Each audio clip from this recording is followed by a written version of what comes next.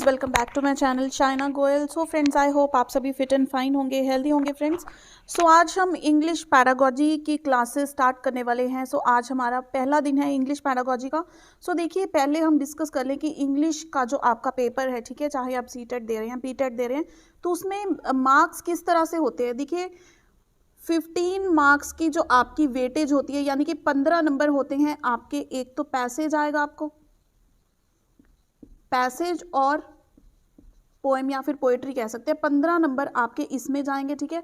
7 या 8 मार्क्स का आपका पैसेज होगा और 7 या 8 मार्क्स की आपकी पोएम होगी। इन दोनों में से ये टोटल कितने होंगे, 15 मार्क्स आपके पैसेज और पोएम में कवर होते हैं। और फिर जो बचे 15 नंबर, ये आपकी कंप्लीट पैडागोजी होती है इंग्लिश की, जो हम आज स्टार्ट करने वाले हैं। पहले हम पैडागोजी की क्लासेस करेंगे और बहुत कम टाइम में ज़्यादा सिलेबस कवर करने की कोशिश करेंगे। फिर हम बात करेंगे, पैसेजेस की प्रैक्टिस करेंगे और क्या इसके टिप्स एंड ट्रिक्स हैं, वो सारी चीज़ें हम डिस्कस करेंगे। सो आज के सेशन से हम स्टार्ट करेंगे पैडागोजी इंग्लिश की। और देखिए, ये हम टॉपिक बाय टॉपिक करेंगे, ऐसे नहीं है कि एक सेशन में एक ही टॉपिक करेंगे। हम सीरीज़ में चलते जाएंगे और जितनी जल्दी हमारे टॉपिक्स कंप्लीट होंगे और each and every detail point हम इसमें डिस्कस करेंगे। सो फ्रेंड्स, स्टार्ट करते हैं अपने सेशन को। और देखिए, अगर आप मेरे चैनल पर फर्स्ट टाइम विजिट कर रहे हैं तो इसे सब्सक्राइब कर लीजिए और साथ ही में क्लिक कर दे बेल आइकन पर to get notifications of my latest uploads. Now starting with English pedagogy, first topic. So हमारा सबसे पहला टॉपिक है कैरेक्टरिस्टिक्स ऑफ अ लैंग्वेज। किसी भी भाषा को, किसी भी लैंग्वेज को सीखने से पहले, उसकी पैडागोजी करने से पहले हमें उसकी जो कैरेक्टरिस्टिक्स है ना, वो देखनी ज़रूरी है। तो कोई भी लैंग्वेज है, यहाँ पे हम इंग्लिश की बात कर रहे हैं, तो इंग्लिश क्या है, लैंग्वेज इज लर्नड।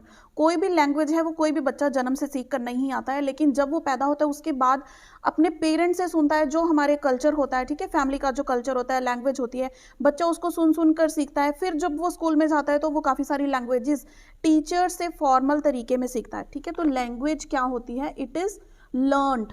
उसके बाद हम कहते हैं language is acquired behaviour. Acquired behaviour means कि जो भी लैंग्वेज होती है, हम जिस भी एरिया में, जिस भी कल्चर में रहते हैं, वहाँ पर हम वो चीज़ें सीखते हैं, ठीक है। फिर हम मूव ऑन करते हैं, नई नई जगह पर जाते हैं, तो फिर वहाँ से कुछ ना कुछ चीज़ें एक्वायर कर लेते हैं।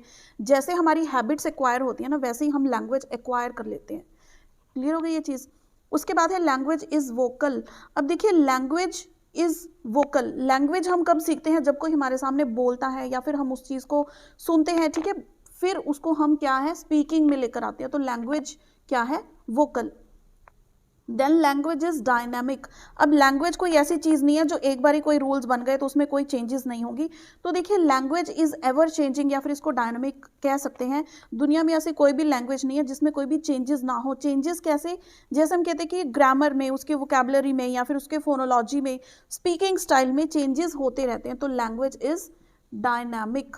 Then language is for communication. अब हम भाषा किस लिए सीखते हैं, फॉर एग्जांपल आपको किसी फॉरेन कंट्री में जाना है, हम इंडिया में हिंदी बोलते हैं, पंजाबी बोलते हैं या फिर इंग्लिश ही बोलते हैं, ठीक है। आप किसी और स्पेनिश कंट्री में जाना चाहते हो, तो अगर आपको स्पेनिश लैंग्वेज आती है, ठीक है, हम क्या करते हैं कि वहाँ के हम परमानेंट रेजिडेंट बनना चाहते हैं, तो पहले आप वहाँ की लैंग्वेज सीखेंगे ना, ताकि आप वहाँ के लोगों से बात कर सकें, ठीक है। यानी कि अगर कोई आपके पास आता है जिसको इंग्लिश आती है, तो आप कोशिश करेंगे इंग्लिश सीखने की कि आप इंग्लिश में उनसे बात कर सकें। या फिर जो हम कहते हैं ट्रांसलेटर्स रखते हैं, ठीक है, हिंदी किसी को नहीं समझ में आती तो एक ट्रांसलेटर होता है, इंटरमीडिएट पर्सन, जो इंग्लिश को हिंदी में कन्वर्ट कर देता है, हिंदी को इंग्लिश में कन्वर्ट कर देता है। तो कम्युनिकेशन तो हो रही है ना। लैंग्वेज किसके लिए चाहिए, ताकि हम बातचीत कर सकें, लोगों से इंटरेक्ट कर सकें, ठीक है। उसके बाद कहते हैं कि लैंग्वेज इज आर्बिट्रेरी। ये बहुत इंपॉर्टेंट पॉइंट है, लैंग्वेज इज आर्बिट्रेरी। इसको ना मैं आपको डायरेक्ट एग्जांपल देकर समझाऊंगी। मुझे ये बताइए, कैट को कैट ही क्यों कहते हैं इंग्लिश में, बिल्ली क्यों कहते हैं हिंदी में? इसका कोई हमारे पास रीज़न नहीं है, ठीक है। इसलिए कहते हैं कि लैंग्वेज इज आर्बिट्रेरी। किसी भी वर्ड के लिए जो भी हमने वर्ड किसी लैंग्वेज में यूज़ कर लिया, ठीक है, जैसे इंग्लिश में कैट कहते हैं, हिंदी में बिल्ली कहते हैं, ठीक है, तो इस तरह से सभी लैंग्वेजेस में कैट को अलग अलग नाम से बुलाया जाता है, लेकिन उसका रीज़न क्या है किसी को नहीं पता। लैंग्वेज इज आर्बिट्रेरी, इसका मतलब ये है। फॉर एग्जाम्पल, इंग्लिश में लैंग्वेज को लैंग्वेज कहते हैं, हिंदी में भाषा कहते हैं, ठीक है। तो इस तरह से इसको भाषा ही क्यों कहते हैं या फिर इंग्लिश में लैंग्वेज ही क्यों कहते हैं, ये बस इसका नाम पड़ चुका है, इसका रीज़न कुछ नहीं है, ना कोई जानता है। Then it is based on culture. अब देखिए हम जैसे पंजाब में रहते हैं, हम कहते हैं ना कि मालवा रीजन से है या दुआबा रीजन से है, तो उनके लैंग्वेज में ना वैसा टच आ जाता है। पंजाबी भी ऐसे नहीं है कि हम पंजाबी एक ही स्टाइल से बोलते हैं, अलग अलग जो लोग हैं वो अलग अलग स्टाइल की पंजाबी बोलते हैं। फिर हिंदी में भी अलग अलग भाषा होता है, जो बिहार से हैं वो हिंदी अलग तरीके से बोलेंगे, ठीक है। जो नॉर्मल हिंदी बोलते हैं लाइक आई एम टीचिंग, तो मेरी हिंदी अलग है, किसी और बंदे की हिंदी जो है वो भी अलग होगी। तो लैंग्वेज क्या है, it is based on the culture, या फिर जिस कल्चरल बैकग्राउंड से आप आ रहे हैं वहाँ पर उसका इफेक्ट पड़ता है। ये चीज़ क्लियर हुई। उसके बाद क्या है, लैंग्वेज इज़ यूनिवर्सल। अगर आप किसी दूसरे देश में भी चले जाएंगे ना, वहाँ पे आप हिंदी का यूज़ करेंगे तो हिंदी उनकी हिंदी डिफरेंट नहीं होगी, ऐसे नहीं है कि वो हिंदी में इंग्लिश बोल रहे हैं। तो जो लैंग्वेज है ना वो उसकी अपनी आइडेंटिटी है, यूनिक आइडेंटिटी है। यहीं से हमारा क्या है, सेकंड पॉइंट है, अनदर पॉइंट है, यानी कि 9th पॉइंट है, that is language is unique. Hindi के जैसी कोई और लैंग्वेज नहीं है, इंग्लिश के जैसी कोई और लैंग्वेज नहीं है। सभी की ग्रामेटिक जो चीज़ें हैं, सीमेंटिक्स हैं जो हम राइटिंग में लिखते हैं, ठीक है, ABC, हिंदी का आ ई, पंजाबी का ऊड़ा आड़ा ईड़ी एंड सो ऑन, जो भी लैंग्वेजेस है सभी की अपनी अपनी आइडेंटिटी है, यानी कि सभी क्या है, यूनिक हैं। अब देखिए लैंग्वेज क्या है, language is heterogeneous. Heterogeneous means mixture, यानी कि मिक्स लैंग्वेज, ठीक है। कुछ वर्ड्स पंजाबी के हैं जो हिंदी से लिए गए हैं। हम कहते हैं इंग्लिश कहाँ से बनी है, हमारी संस्कृत से बनी है, ठीक है। लाइक ज्योमेट्री कहाँ से बनी है, या फिर मदर लैंग्वेज कहाँ से बनी है, वो सारी चीज़ें क्या है, मिक्स हैं। कोई वर्ड कहाँ से लिया गया है, कोई कहाँ से लिया गया है, किसी भी लैंग्वेज में, ठीक है। तो कुछ वर्ड्स होते हैं, इसके लिए हम कहते हैं कि लैंग्वेज क्या है, हेट्रोजीनियस है, ठीक है। ये कैरेक्टरिस्टिक्स क्लियर हुए। बड़े हम अपने नेक्स्ट टॉपिक की तरफ। नेक्स्ट देखिए हमारे पास है language acquisition and language learning. बहुत इंपॉर्टेंट टॉपिक है ये भी। लैंग्वेज एक्विजिशन और लैंग्वेज लर्निंग से काफ़ी सारे क्वेश्चंस देखने को मिले हैं। सो मैं आपको पहले ओवरव्यू देती हूँ कि ये दोनों चीज़ें हैं क्या, फिर हम इसके जो पॉइंट्स हैं वो डिस्कस करेंगे। लैंग्वेज एक्विजिशन मतलब एक्वायर करना लैंग्वेज को, जैसे छोटा बच्चा है अपनी फैमिली में से सुनता है वही लैंग्वेज बोलने लगता है, ठीक है। लेकिन लैंग्वेज लर्निंग क्या होती है कि किसी लैंग्वेज को नोइंगली हम उसको लर्न कर रहे हैं, उसके ग्रामेटिकल रूल्स को लर्न करने हैं। इंग्लिश में जैसे हैज़, हैव, ठीक है, टेंसेज होते हैं, डायरेक्ट इनडायरेक्ट स्पीच है, नरेशन है, सब कुछ हम लर्न करते हैं ना, इसके रूल्स हैं। मैथमेटिक्स एक अलग लैंग्वेज है, उसको हम लर्न करते हैं, क्या उसका फॉर्मूला है। तो वो क्या होता है, लर्निंग, नोइंगली किसी चीज़ को लर्न करना। एक्विजिशन क्या है कि हम बिल्कुल take it easy casual way में उसको देख रहे हैं या सुन रहे हैं और उसको अपने अंदर हम इनटेक कर रहे हैं, यानी कि एक्वायर कर रहे हैं उस चीज़ को। क्लियर हो गया। अब देखिए इसके पॉइंट्स उसके साथ आपको ज़्यादा क्लियर होगा। लैंग्वेज एक्विजिशन क्या होता है, इट हैपन्स नेचुरली, जब बच्चा अपनी फैमिली में है, ठीक है। फॉर एग्जांपल हम अभी इंग्लिश के बारे में बात कर रहे हैं, तो इंग्लिश बच्चे की फैमिली जो है बैकग्राउंड है वो इंग्लिश है, ठीक है। तो वहाँ से बच्चा उस चीज़ को सुनेगा और वैसा ही बोलना स्टार्ट कर देगा। ऐसे तो नहीं है कि उसको किसी ने इंग्लिश सिखाई है, ठीक है। हमारी फैमिलीज़ में भी क्या होता है, हमारा जो फैमिली का कल्चर है, हम हिंदी बोलते हैं तो बच्चा भी छोटे छोटे जो वर्ड्स स्टार्टिंग से बोलने स्टार्ट करेगा ना, या फिर 2-3 वर्ड्स बोलेगा, वो भी हिंदी में बोलने स्टार्ट करेगा। बच्चा उस चीज़ को समझता है, जो पेरेंट्स के एक्सप्रेशंस होते हैं, वर्ड्स बोलते हैं, उस चीज़ को रिलेट करके वो चीज़ एक्वायर कर लेता है, वो लैंग्वेज एक्वायर कर लेता है, ठीक है। तो ये क्या है, एक सबकॉन्शियस प्रोसेस है। बच्चा नहीं जानता कि मैं लैंग्वेज सीख रहा हूँ, ठीक है। ना ही वो कॉन्शियस है, ना ही वो ध्यान से उस चीज़ को सुनता है कि भाई मुझे इसका कोई पेपर देना है या फिर सो एंड सो। तो ये क्या है, एक सबकॉन्शियस प्रोसेस होता है। और ये क्या होती है, फर्स्ट लैंग्वेज जो बच्चा सीखता है अपनी फैमिली में से, या फिर जहाँ पर भी वो अपने केयर टेकर के साथ रह रहा है, मदर, फादर, ग्रैंड पेरेंट्स, ठीक है, जिसके साथ भी बच्चा रह रहा है छोटी उम्र में, ठीक है। तो वो क्या होती है, फर्स्ट लैंग्वेज, और उस प्रोसेस को हम क्या कहते हैं, लैंग्वेज एक्विजिशन। यहाँ पर बच्चा क्या होता है, कोई ग्रामेटिकल एरर्स उसको नहीं पता कि मैंने हैज़ पहले लगा दिया या हैव लगा दिया, ठीक है, वो गलत होगा। बच्चे ने बस जो चीज़ देखकर सीख रहा है वो उसको एग्जिबिट कर रहा है, ठीक है। तो यहाँ पर सिचुएशंस क्या होती है, इनफॉर्मल सिचुएशंस होती हैं। हमने बोला था कि लर्निंग और टीचिंग किस तरह से होती है, फॉर्मल, इनफॉर्मल, नॉन फॉर्मल, ठीक है। तो वहीं से ये वर्ड आया है इनफॉर्मल सिचुएशन, क्योंकि घर पे ऐसे तो नहीं है कि मदर वहाँ पर ब्लैक बोर्ड लगाकर बैठे और बच्चे को क्लास में सिखा रही है, ठीक है। ऐसे नहीं है, माँ बच्चे के आसपास घूमती रहती है, कुछ ना कुछ बातें करती रहती है, उसको बोलती है बेटे ऐसे मत करो, ऐसे मत करो। तो बच्चा समझ जाता है कि मत करो का मीन्स कि मैंने ये चीज़ नहीं करनी है, ठीक है, उसका मीनिंग समझ आता है। तो ये क्या है, इनफॉर्मल सिचुएशंस होती हैं। तो यहाँ पर क्या होता है, कैसे होती है language acquisition? Interaction with native speakers. Native speakers word क्यों यूज़ किया गया है? क्योंकि कुछ बच्चे हो सकता है कि पेरेंट्स के साथ ना रहते हो, केयर टेकर्स के साथ रहते हो, या फिर कहीं पर भी जहाँ पर वो रह रहे हैं वो क्या होता है नेटिव स्पीकर से। Now next is not systematic. ये एक सिस्टमैटिक लैंग्वेज नहीं है। ऐसे नहीं है कि बच्चे को पहले उसका थोड़ी सी ग्रामर के बारे में बताया जाएगा, फिर उसके रूल्स बताए जाएंगे। बच्चा बिल्कुल इनफॉर्मल वे से, कैजुअल वे से, हम क्या कहते हैं कि बिल्कुल कैजुअल वे से चीज़ों को सीखता है, इसलिए इसको कहते हैं कि ये सिस्टमैटिक नहीं सीखी जाती। Then comes the language learning. Language learning means किसी चीज़ को लर्न करना, नोइंगली उस चीज़ को करना। जैसे बच्चे स्कूल्स में जाते हैं, ठीक है, मैं आपको कंप्लीट मिक्स करके सब कुछ बता रही हूँ। लैंग्वेज लर्निंग में क्या होता है कि लैंग्वेज हम लर्न करते हैं, फॉर एग्जांपल इंग्लिश लर्न करते हैं, mathematics, Hindi, Punjabi, Urdu, whatsoever language आप लर्न करते हैं, ठीक है, आपकी स्कूल में लैंग्वेज होती है, तो उसको हम फॉर्मली लर्न करते हैं, फॉर्मल सिचुएशंस में लर्न करते हैं। टीचर्स हमें वो चीज़ें पढ़ाते हैं, उसके रूल्स बताते हैं, फिर उसके टेस्ट लिए जाते हैं, ठीक है, इवैल्यूएशन होती है, वो सारी क्या है लैंग्वेज लर्निंग का प्रोसेस है। इसलिए ये क्या है एक कॉन्शियस प्रोसेस है। कॉन्शियस क्यों है? क्योंकि बच्चों को पता है मैंने ये चीज़ पढ़नी है, नहीं पढ़ी तो भैया पेपर में अंडा आएगा, ठीक है, पेपर में मार्क्स कम आएंगे या फिर बिल्कुल 0 मार्क्स आ जाएंगे अगर अच्छे से नहीं पढ़ी। इसको हम बोलते हैं सेकंड लैंग्वेज। क्योंकि फर्स्ट लैंग्वेज कौन सी है? जो बच्चा अपनी फैमिली से या फिर नेटिव लैंग्वेज बच्चा सीखता है उसको फर्स्ट लैंग्वेज बोलते हैं, जो लैंग्वेज एक्विजिशन के अंदर आती है, ठीक है। उसके बाद है लैंग्वेज लर्निंग में, इसको हम क्या बोलते हैं? जो बच्चा स्कूल में सीखता है, ठीक है, ग्रामेटिकल रूल्स के साथ उस चीज़ को सीखता है। मैथमेटिक्स में है तो वो फॉर्मूलाज भी सीखता है, तो वो क्या हो गई सेकेंड लैंग्वेज, ठीक है। फॉर्मल सिचुएशंस में होती है, स्कूल्स और कॉलेजेस में ये चीज़ें होती हैं। और ये क्या है सिस्टमैटिक है। ऐसे नहीं है कि बच्चे को सीधा रूल्स पढ़ाने स्टार्ट कर देंगे, पहले लैंग्वेज के बारे में कुछ बताया जाएगा, उसके रिलेटेड कुछ बेसिक चीज़ें बताई जाएंगी, इंट्रोडक्शन होगी, फिर धीरे धीरे करके फ्रॉम सिंपल टू कम्प्लेक्स की तरफ हम बढ़ते हैं, ठीक है। मैक्सिमम ऑफ टीचिंग में भी हम फर्दर करेंगे ये चीज़ कि कैसे बच्चा ये लैंग्वेज सीखता है, सिस्टमैटिक वे कैसे होता है। पहले बिल्कुल ईजी कंसेप्ट करवाया जाता है, फिर उसके डीपर कंसेप्ट यानी कि कॉम्प्लेक्स कंसेप्ट में लेकर जाया जाता है, सब्जेक्ट की कोर में लेकर जाते हैं, ठीक है, फिर बच्चा उस चीज़ के रूल सीखता है, इसलिए ये सिस्टमैटिक होता है। This is not systematic. ये चीज़ क्लियर हुई, ठीक है। अब हम देखते हैं लैंग्वेज एक्विजिशन के है ना कुछ स्टेजेस होते हैं, 4 स्टेजेस होते हैं, वो हम अब देख लेते हैं।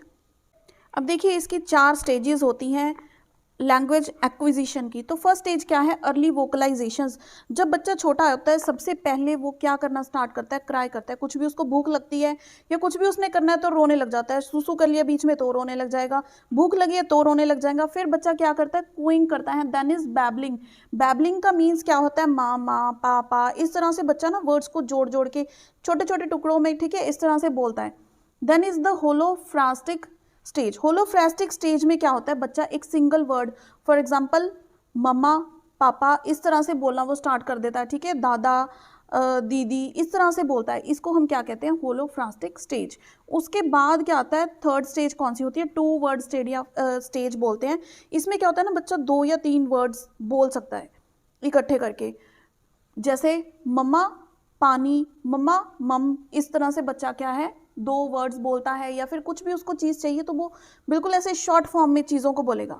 Then fourth one is the telegraphic stage. इसको हम फर्स्ट सेंटेंसेस स्टेज भी कहते हैं, क्योंकि बच्चा वर्ड्स को जोड़कर एक्यूमुलेट करता है और एक सेंटेंस छोटा सा बोलने की कोशिश करता है। तो ये 4 स्टेजेस हैं किसकी? लैंग्वेज एक्विजिशन की। ये चीज़ समझ में आई? चलिए बढ़ते हैं हमारे नेक्स्ट टॉपिक की तरफ। नेक्स्ट देखिए हमारे पास क्या है? Principles of language teaching and learning, another important topic in this.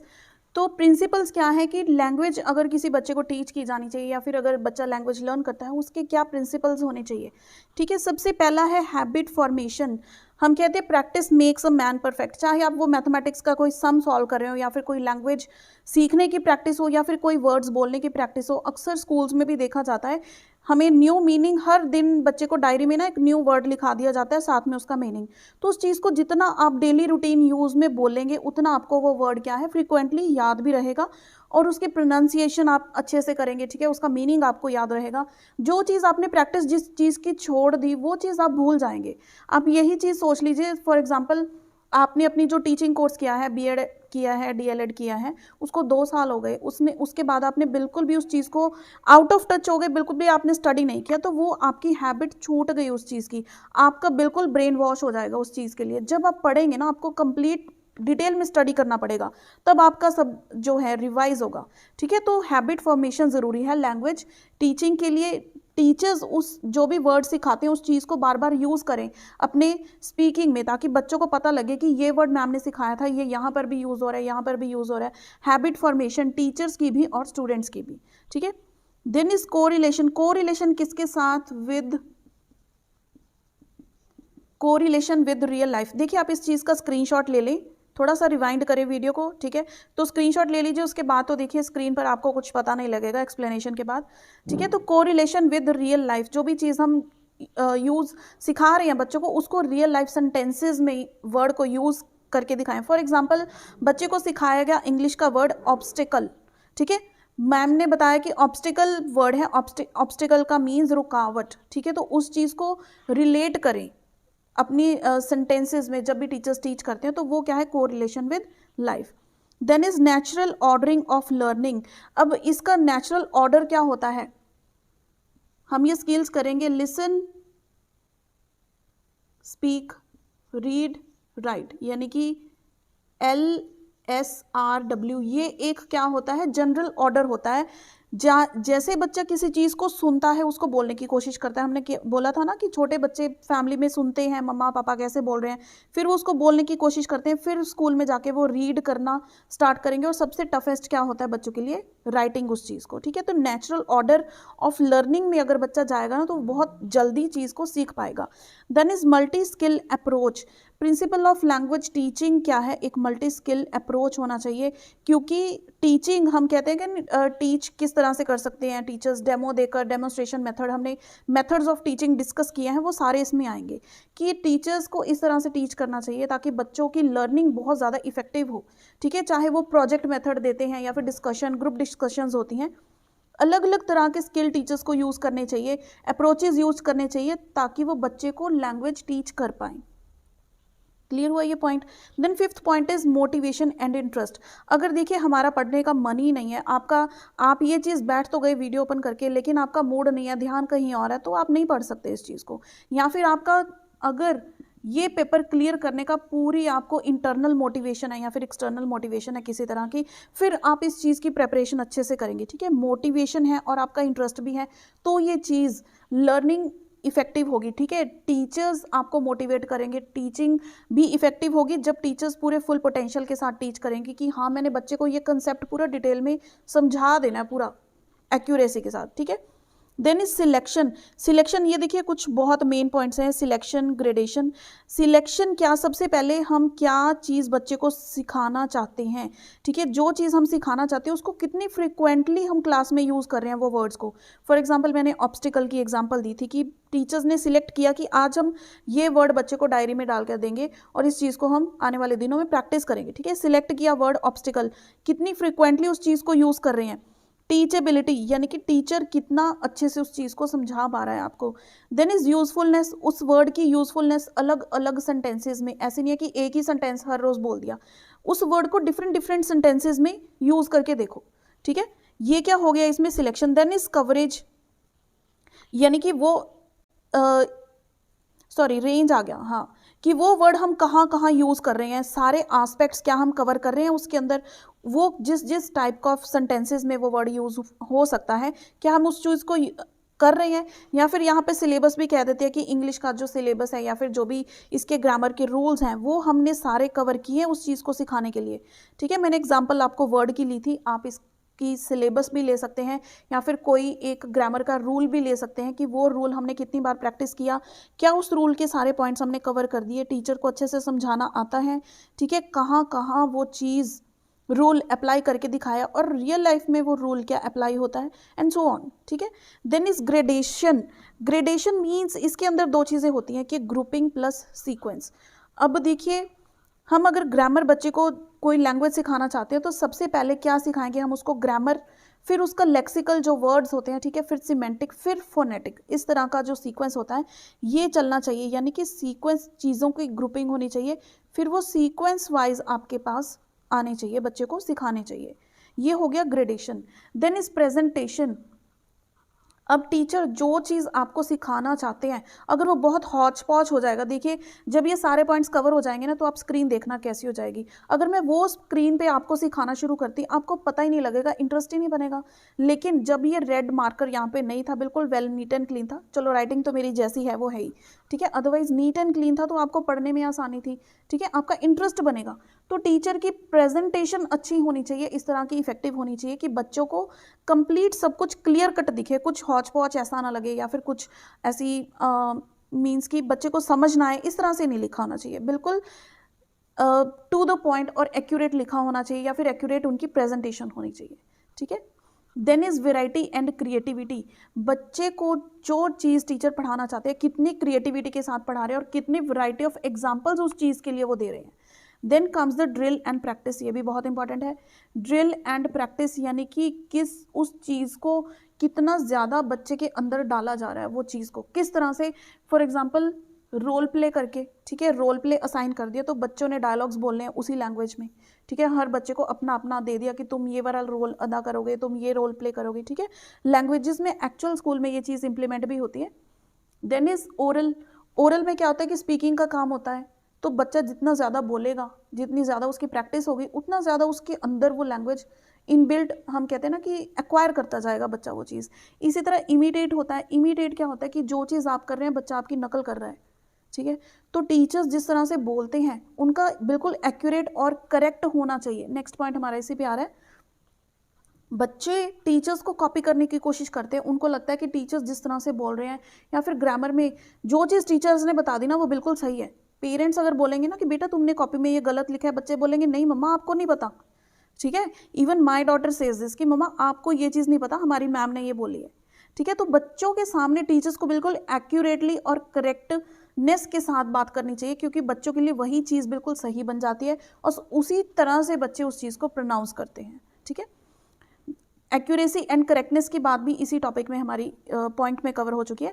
Then is testing, principle of language teaching. अब अगर हम कोई चीज़ टीच करना चाहते हैं तो उसको टेस्ट भी तो करेंगे ना कि बच्चों को आ गई वो चीज़ या नहीं आई।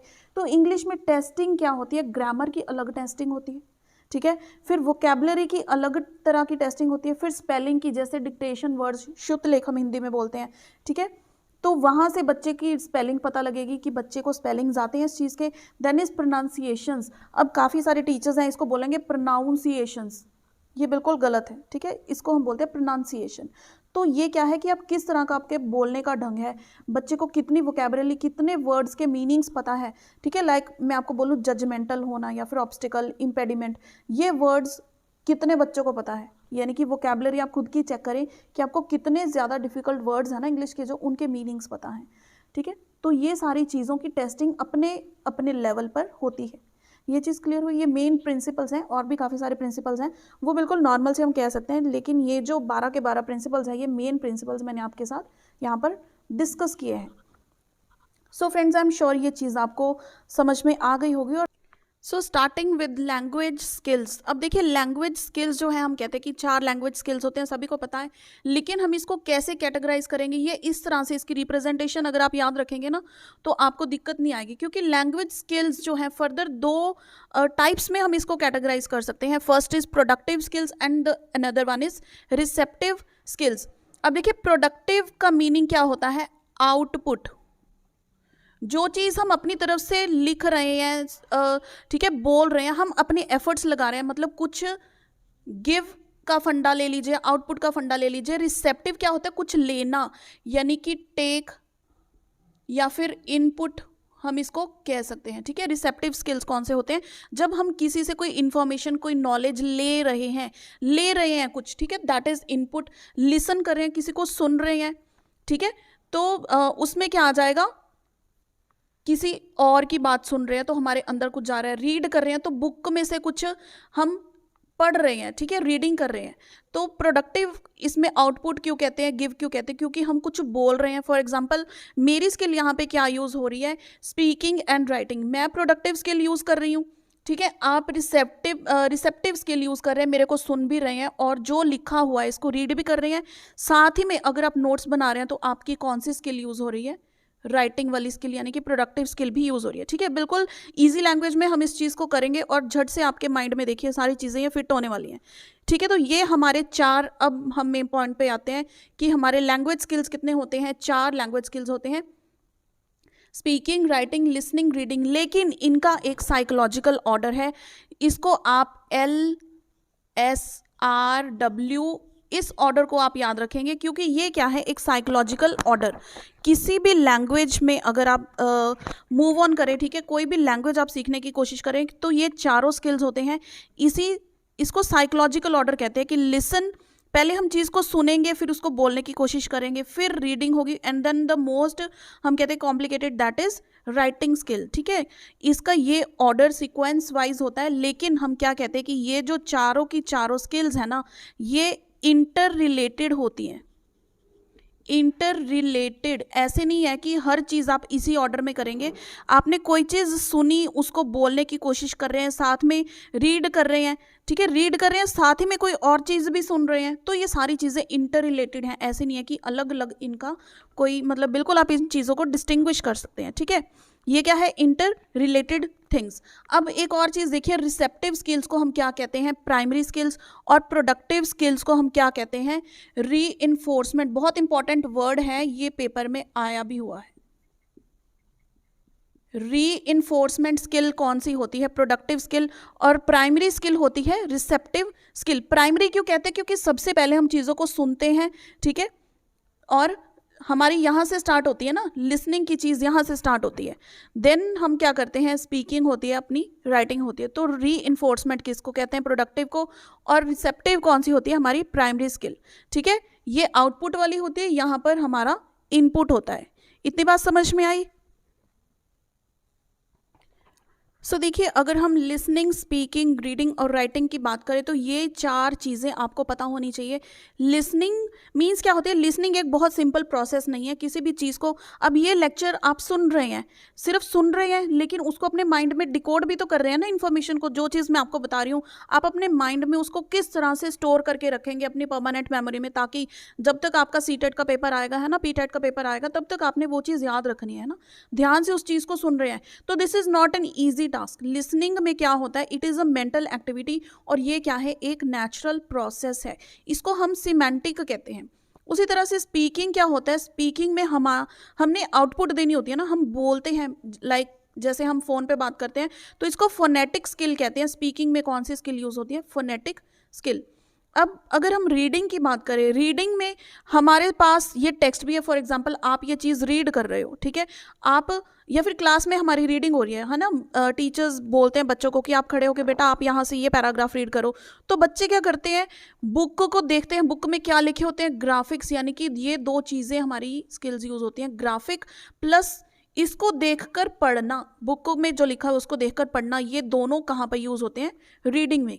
और राइटिंग में क्या चीज़ यूज़ होती है, ओनली ग्राफिक। फॉर एग्जांपल, मैं ये चीज़ लिख रही हूँ, ठीक है, बोल मैं रही हूँ आपको पढ़ाने के लिए, आपको समझाने के लिए, लेकिन फॉर एग्जांपल मैं वीडियो पॉज करके ये सारा चार्ट जो मैंने बनाया था, तब मैं कुछ नहीं बोल रही थी। इट मीन्स मेरी यहाँ पर राइटिंग स्किल में क्या चीज़ यूज़ हो रही है, सिर्फ ग्राफिक स्किल मेरी यूज़ हो रही है कि मैं कुछ लिख रही हूँ। ठीक है, ये चीज़ समझ में आई। अब हम एक एक स्किल को थोड़ा डिटेल में देखते हैं, क्योंकि ये जो टॉपिक है ना, इस पर डबल स्टार मार्क कर लो, इसमें से 100% गारंटीड आपको क्वेश्चन आएगा, और बहुत इंपॉर्टेंट है ये चारों स्किल्स। बिल्कुल झट से और बहुत ईजी लैंग्वेज में मैं आपको ये चीज़ें समझा देने वाली हूँ।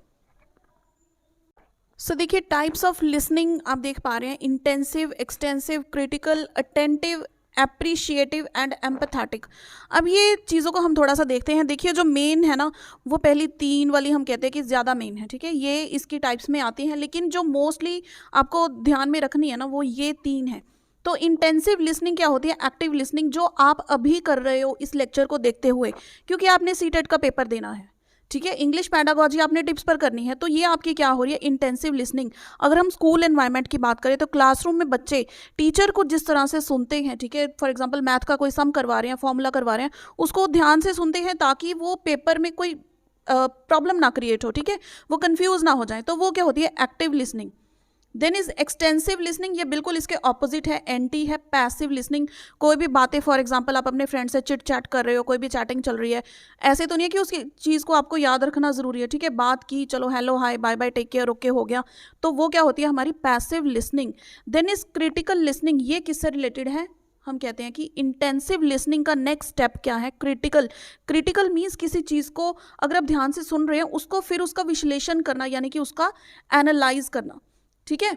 तो इसको हम क्या कहते हैं, एक्टिव एनालाइज करना, कि जो चीज़ आप देख रहे हैं उसका, फॉर एग्जांपल मैथमेटिक्स का कोई सम कर रहे हैं, ध्यान से उस चीज़ को आपने समझा, फिर सोचा कि ये फॉर्मूला ऐसे ही हो सकता है, मुझे ये नहीं आ रहा तो कोई और मेथड देखा जाए, उस चीज़ की डेप्थ में जाना, उसको हम क्या कहते हैं, active analyse, that is critical listening skill, ठीक है।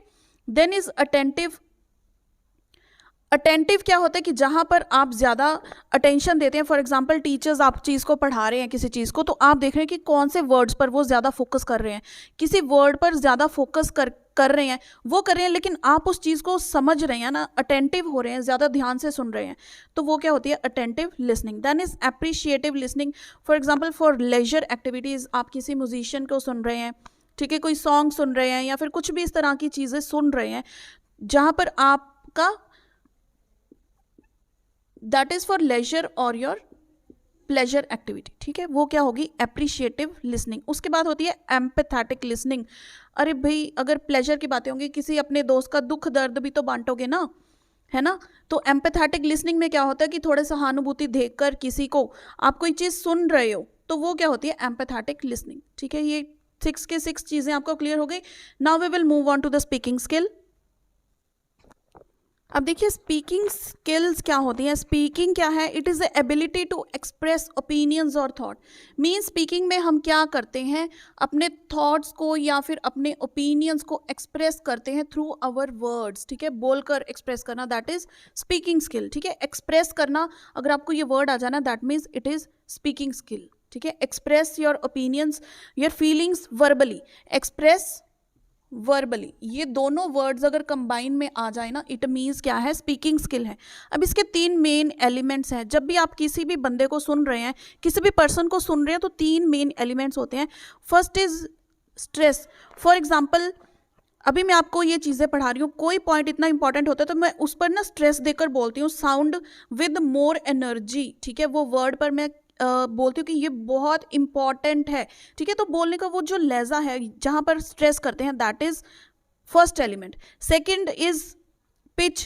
पिच में क्या होता है, यहाँ पर 2 डिग्री होती है, एक होती है हाई डिग्री, एक होती है लो डिग्री, ठीक है। जहाँ पर हम नॉर्मली पढ़ा रहे हैं, बच्चों को बोल रहे हैं, तो वो क्या होती है, हमारी लो पिच, हाई पिच आ जाती है जब हम फॉर एग्जांपल किसी को स्कोल्ड कर रहे हैं, ठीक है, डांटना है या फिर कोई चीज़ पर हमने ज़्यादा स्ट्रेस देना है। स्ट्रेस देने के लिए हम क्या करेंगे, हमारी आवाज़ को थोड़ा ऊंचा करेंगे या फिर थोड़ा दमदार करने की कोशिश करेंगे ना, तो वो क्या होती है, हाई पिच या फिर लो पिच।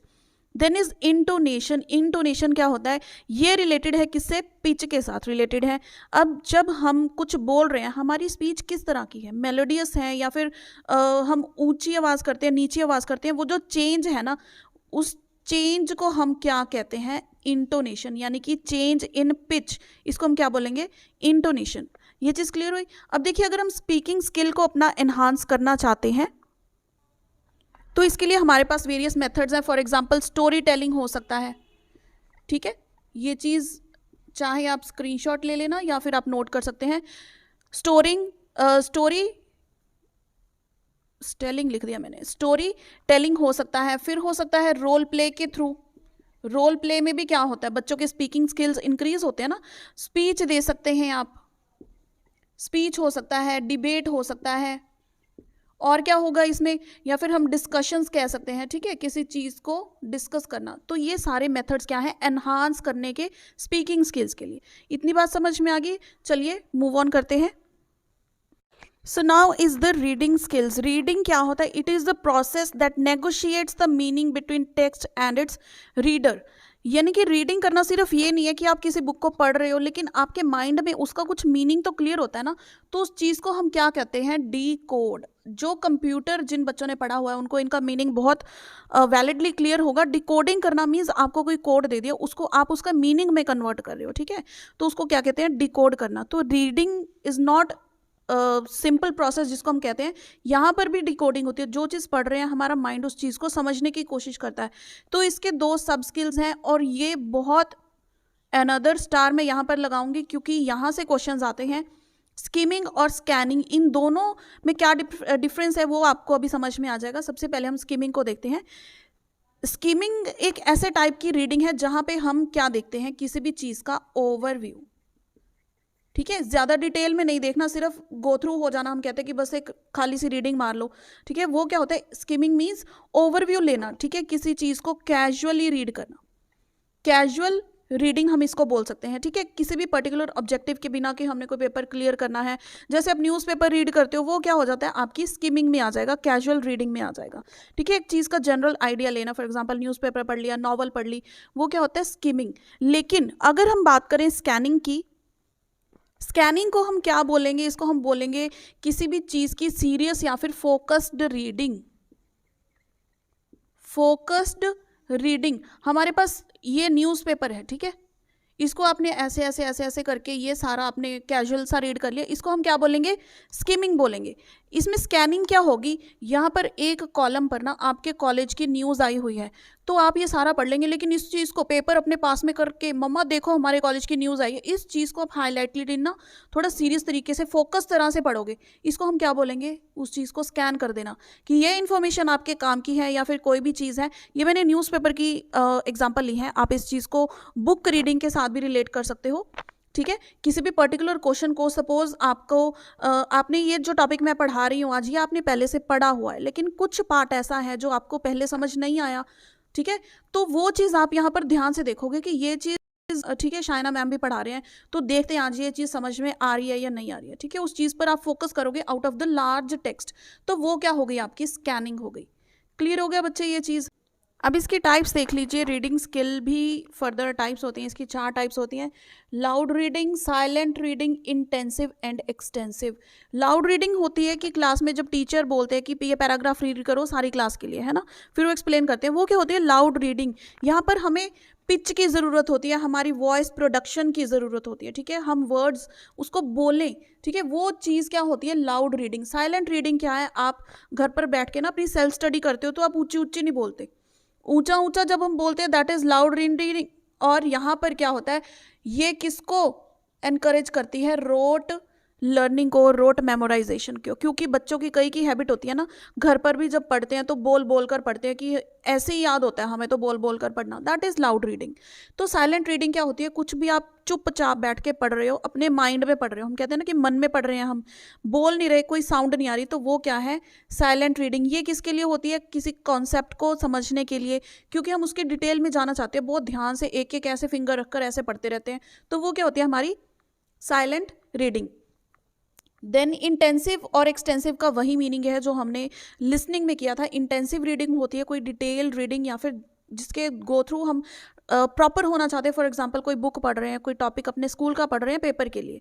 एक्सटेंसिव रीडिंग बिल्कुल ऑपोजिट होती है, reading means just for the leisure, कोई भी आप नॉवल पढ़ रहे हैं, न्यूज़पेपर पढ़ रहे हैं, तो वो क्या हो जाएगा आपकी एक्सटेंसिव रीडिंग, ठीक है। ये इसके सब स्किल्स हैं, ये skills in type of reading में यूज होते हैं, ठीक है। ये स्कीमिंग और स्कैनिंग, आप देखिए ये कौन सा किस में यूज होगा, ठीक है। अभी इतना क्लियर हो गया ना आपको, तो मुझे बताइए स्कीमिंग किस में यूज हो रहा है और स्कैनिंग किस में यूज हो रहा है, क्लियर।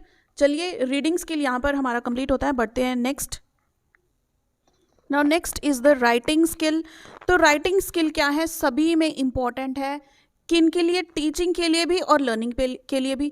देखिए अगर टीचर ने लिखने में कोई मिस्टेक कर दी तो लर्निंग में भी मिस्टेक हो जाएगी, तो दोनों चीज़ों के लिए राइटिंग स्किल जो है बहुत इंपॉर्टेंट है, ठीक है। तो इसमें क्या होता है कि अगर हम गुड राइटिंग करना चाहते हैं उसकी कुछ क्वालिटीज़ होती हैं। फर्स्ट इज़ क्लैरिटी, यानी कि जो चीज़ आप लिख रहे हो, टीचर्स ब्लैक बोर्ड पर लिख रहे हैं, ठीक है, वो इतने क्लियर हो कि बच्चों को आराम से वो चीज़ पढ़ी जाए, ठीक है।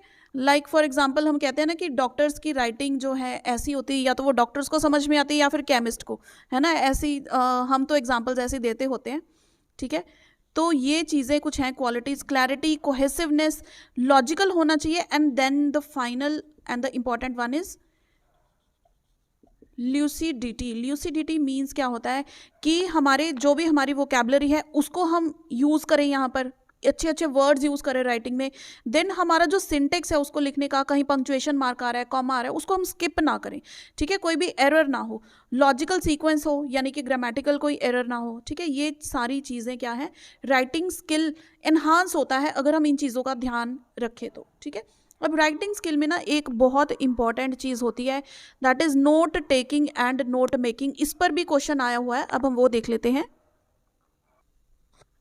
सो देखिए, नोट टेकिंग और नोट मेकिंग में क्या डिफरेंस होता है। नोट टेकिंग होता है कि कोई भी चीज़ आप सुन रहे हैं, सुनते सुनते कुछ चीज़ें आपने उसमें लिख ली, ठीक है, इसको हम स्टडी स्किल्स भी कहते हैं, ठीक है। नोट टेकिंग फॉर एग्जांपल आपने मूवीज़ में देखा होगा ना, कोई कंपनीज होती हैं, वहाँ पे बॉस अपनी सेक्रेटरी को कहते हैं कि ये चीज़ें आप नोट कर लो, है ना, तो वो छोटी सी डायरी होती है उसमें उसके हैंड में, तो वो क्या नोट टेकिंग होती है, वो नोट टेकिंग होती है, क्योंकि उसके बाद जो चीज़ बॉस ने इंपॉर्टेंट कुछ चीज़ें बताई होती है ना, उसकी वो नोट मेकिंग करती है, यानी कि जो चीज़ें नोट टेकिंग में यूज़ हुई हैं उसको रिव्यू करके प्रॉपर एक अच्छे से नोट्स बना लेना, ताकि एग्जाम के टाइम पे बच्चा उसको याद कर पाए, ठीक है। फॉर एग्जांपल अभी आप ये लेक्चर सुन रहे हैं, तो बच्चे हो सकते बिल्कुल शॉर्टकट कुछ कुछ वर्ड्स लिख लिए कि ये चीज़ हमने नोट डाउन करनी है, फिर आप उसके प्रॉपर एक अपनी कॉपी लगाई हुई है, तो वहाँ पर क्या होगा, नोट मेकिंग। इसको आप नोट्स अगर देखें ना, तो आपको ये अच्छे से समझ में आ जाएगी, ये नोट टेकिंग होता है। यहाँ पे नोट्स होते हैं कि जो चीज़ आप नोट्स में लिखते हैं, हर चीज़ को जो आपने सुनी उसको आपने रिव्यू किया, ठीक है, बाद में बैठकर जब कोई बोल रहा है तब वाइल लिसनिंग क्या होती है, नोट टेकिंग। लेकिन लिसनिंग के बाद जब आप आराम से बैठते हैं तब होती है कि रिव्यू करना, जो बातें आपको बताई गई हैं या फिर आपने अपने नोट टेकिंग में लिखी हैं, तो ये इसको हम क्या बोलते हैं, गैदरिंग स्किल्स। आई होप ये चीज़ें आपको दोनों पॉइंट्स आपको अच्छे से समझ में आ गए होंगे। अब इसके रिलेटेड देखिए हम कुछ क्वेश्चंस देखते हैं, फिर हम अपने नेक्स्ट टॉपिक की तरफ बढ़ेंगे। सो देखिए, सबसे पहला क्वेश्चन क्या है, students need to brainstorm ideas, organise, draft, edit and revise their work is a process. तो ये प्रोसेस है। देखिए, कोई भी हम काम करते हैं वो हमारे आइडिया होते हैं, उस चीज़ को ऑर्गेनाइज किस तरह से करना है, फिर उसको ड्राफ्ट मीन्स उसको कैसे रिटन पैटर्न में लेकर आना है, कैसे एडिट करना है, और उसको क्या रिवाइज करना है, ये किसका प्रोसेस है, ये राइटिंग स्किल का प्रोसेस है ना। जब हम कुछ लिखते हैं उसको ऑर्गेनाइज्ड वे से राइट करते हैं, उसका ड्राफ्ट बनाते हैं, देन उसको एडिट कर सकते हैं। So the correct answer is option D, writing skills. Next question देखिए, language skills are best learned. Language skills कौन से हमारे होते हैं, listen, then speak, then read and then write, ठीक है। LSRW हमारे लैंग्वेज स्किल्स हैं।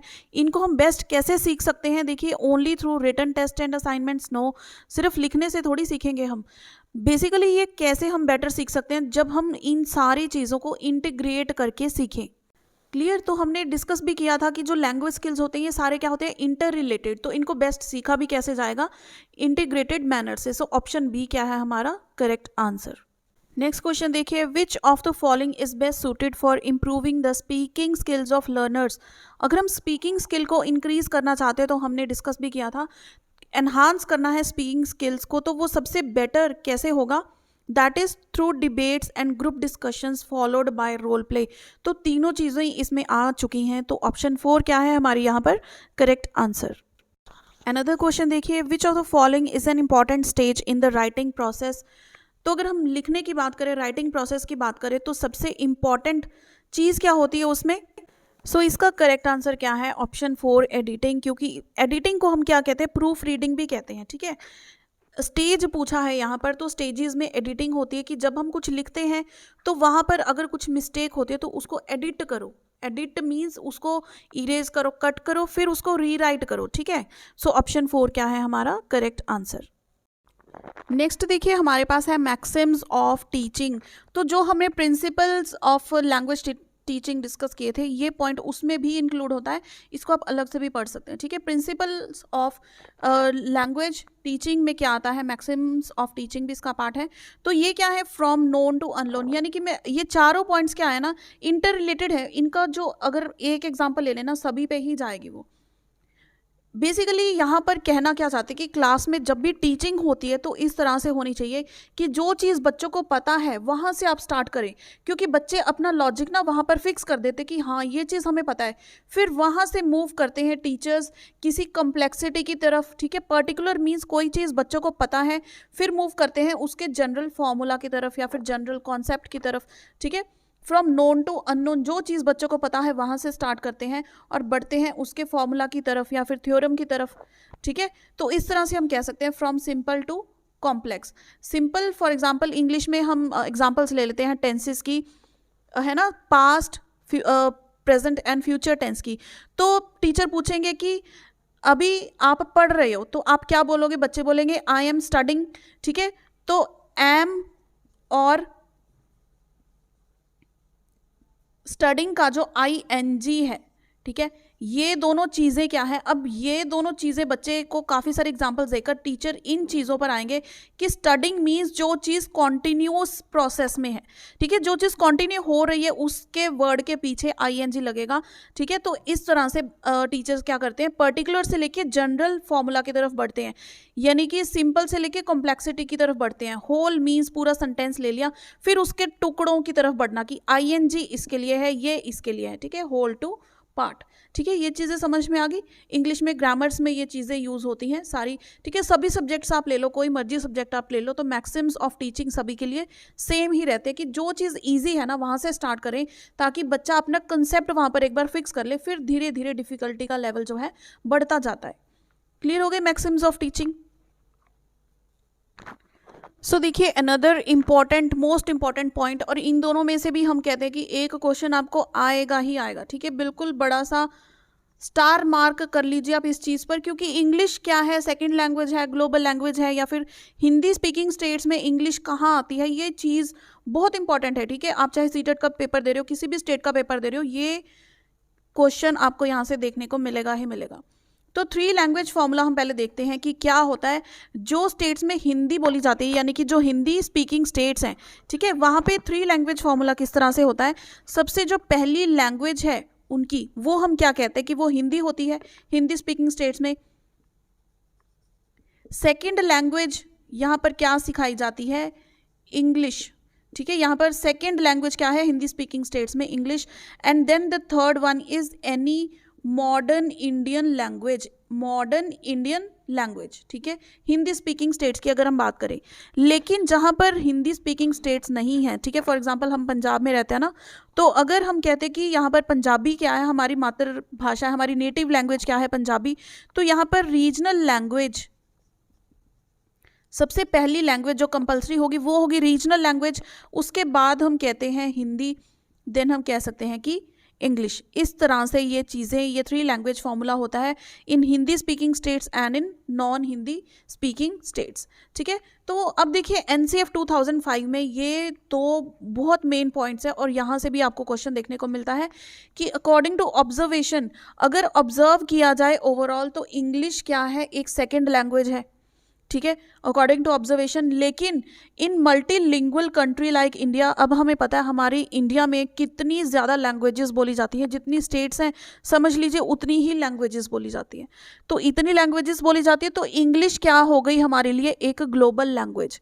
चीज़ समझ में आई कि अगर हम ऑब्जर्व करें, ये कहते हैं कि तो इंग्लिश क्या है, सेकेंड लैंग्वेज है, लेकिन इंडिया में अगर हम बात करें मल्टीलिंगुअल कंट्री है, तो इंग्लिश क्या है, एक ग्लोबल लैंग्वेज है। तो अगर आपको आंसर में देखने को मिले कि इंडिया में इंग्लिश का क्या स्थान है, ठीक है, तो आप क्या बोलेंगे, English is a global language, ठीक है। ये चीज़ आपको पता लगी। बाकी हम इसके क्वेश्चंस अभी देखते हैं, वहाँ से आपको ये चीज़ें ज़्यादा क्लियर होंगी। सो देखिए इसके रिलेटेड हमारे पास जो क्वेश्चन है, according to NCF 2005 across the curriculum approach for teaching English means, ठीक है, अक्रॉस द करिकुलम अप्रोच जो है टीचिंग इंग्लिश के लिए NCF में क्या कहा गया है उसके बारे में। Using English as a medium of instruction for all subjects, या फिर breaking down barriers between English and other subjects, having a separate curriculum for English which goes beyond the other subject. ये तो बिल्कुल ही गलत है, क्योंकि इंग्लिश के लिए सेपरेट करिकुलम की बात कभी कहीं नहीं गई है। Then treating English as one of the subjects in the curriculum, ये तो है ही, इंग्लिश एक सब्जेक्ट तो है ही हमारे पास। तो NCF क्या कहता है कि बच्चों को ये चीज़ समझनी चाहिए कि इंग्लिश, अगर आप कोई और सब्जेक्ट भी पढ़ रहे हो ना, तो वहाँ से भी आपकी लैंग्वेज स्किल डेवलप हो रही है, ठीक है, इंग्लिश आप वहाँ से भी सीखते हो। तो यहाँ पर ऑप्शन बी क्या होगी हमारा correct answer, that is breaking down the barriers between English and other subjects, ठीक है। ये इंटर रिलेट करके सोचना चाहिए। अगर आप साइंस पढ़ रहे हैं तो भी इंग्लिश में तो लिखा ही हुआ है ना वो, तो ये चीज़ ऑप्शन बी क्या है करेक्ट आंसर सर। नेक्स्ट देखिए, English does not find its place as a third language in the school curriculum, या फिर मीडियम ऑफ इंस्ट्रक्शन, या फिर first language in the school curriculum, या फिर second language in the school curriculum. तो English हमने अभी एनसीएफ के बारे में डिस्कस किया, ठीक है, 3 लैंग्वेज फार्मूला भी देखा। तो हमने क्या देखा कि इंग्लिश या तो एक ग्लोबल लैंग्वेज है या फिर वो सेकेंड लैंग्वेज है, ठीक है। कभी भी इंग्लिश क्या है, एक फर्स्ट लैंग्वेज स्कूल करिकुलम में नहीं बन पाई है, ठीक है। सो ऑप्शन सी क्या है हमारा करेक्ट आंसर, कि English can not find its placed as a first language in the school curriculum. So friends, यहाँ पर हमारा ये टॉपिक भी होता है कंप्लीट। सो इसमें हमने काफ़ी सारी चीज़ें, बहुत इंपॉर्टेंट टॉपिक्स जो हैं डिस्कस किए हैं, तो इसको आप ध्यान से देखिएगा। इसके आप चाहे तो नोट्स बना सकते हैं, और वीडियो हेल्पफुल रही हो तो इसको लाइक एंड शेयर ज़रूर कीजिए। और मैथमेटिक्स एंड सीडीपी के जो मैराथन्स हैं वो रेगुलर अपलोड हो रहे हैं, वो आप चेक कर सकते हैं चैनल की प्लेलिस्ट में, या फिर इसी वीडियो के डिस्क्रिप्शन में मैं उसका लिंक डाल दूँगी। So friends, thanks for watching.